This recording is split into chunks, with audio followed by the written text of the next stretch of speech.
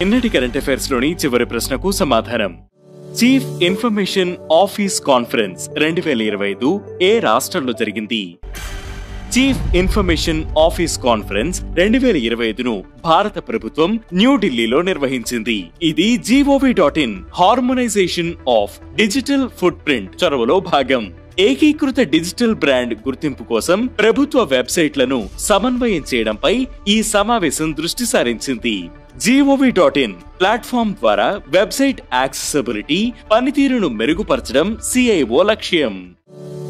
ఇక మొదటిది, ISS నుంచి భూమి మీదకి వచ్చిన NASA astronauts. NASA astronauts Sunita Williams, Butch విల్మోర్లు 9 నెలల తర్వాత అంతర్జాతీయ అంతరిక్ష కేంద్రం నుంచి సురక్షితంగా భూమి మీదకి చేరుకున్నారు.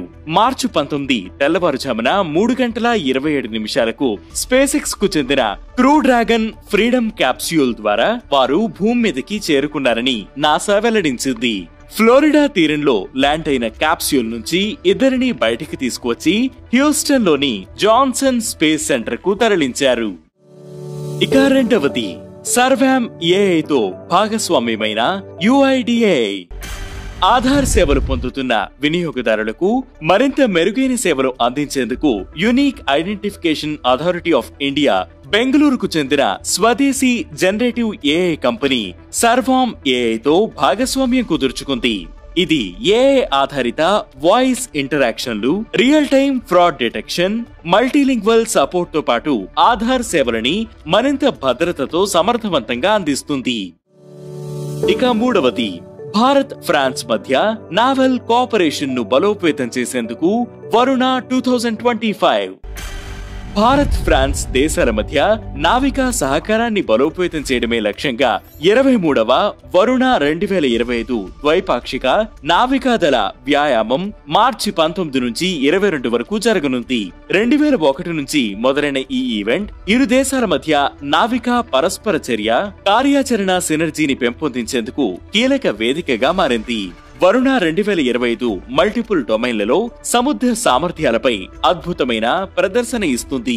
ఇందులో aircraft carriers Vikrant, Charles టీ గల్లే, యుద్ధ విమానాలు, డిస్ట్రాయర్లు, ఫ్రిగెట్లు, స్కార్పిన్ క్లాస్ జలాంతర్గామి పాల్గొననున్నాయి. ఇక నాలుగవది, ద్వైపాక్షిక లావాదేవీల కోసం RBI బ్యాంక్ ఆఫ్ మారిషస్ ఒప్పందం. ద్వైపాక్షిక లావాదేవీల కోసం స్థానిక కరెన్సీల వినియోగాన్ని ప్రోత్సహించేలా ఫ్రేమ్వర్క్ ను ఏర్పాటు చేసేందుకు RBI and bank of Mauritius ఒక ఒప్పందాన్ని కుదుర్చుకున్నాయి. ఈ మేరకు MOU పై RBI governor Sanjay Malhotra, bank of Mauritius governor Ramakrishna Sithanen GCSK సంతకం చేశారని సెంట్రల్ బ్యాంక్ ఒక ప్రకటనలో తెలిపింది. ద్వైపాక్షిక వాణిజ్యంలో INR మరియు MUR వినియోగాన్ని ప్రోత్సహించడమే ఈ అవగాహన ఒప్పందం లక్ష్యమని RBI వెల్లడించింది. ఇక ఐదవది, ఈవ్ టీజింగ్ ను ఎదుర్కొనేందుకు శిష్టాచార్ స్క్వాడ్. బహిరంగ ప్రదేశాలలో మహిళల భద్రతను పెంచడానికి ఢిల్లీ పోలీసులు అన్ని జిల్లాలలో శిష్టాచార్ స్క్వాడ్లను ప్రారంభించారు.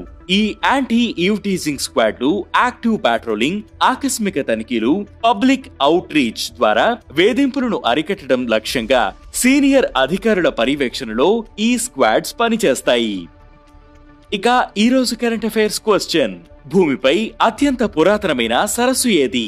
అది ఏ దేశంలో ఉంది? ఈ ప్రశ్నకు సమాధానం మీరే కామెంట్ చేయండి.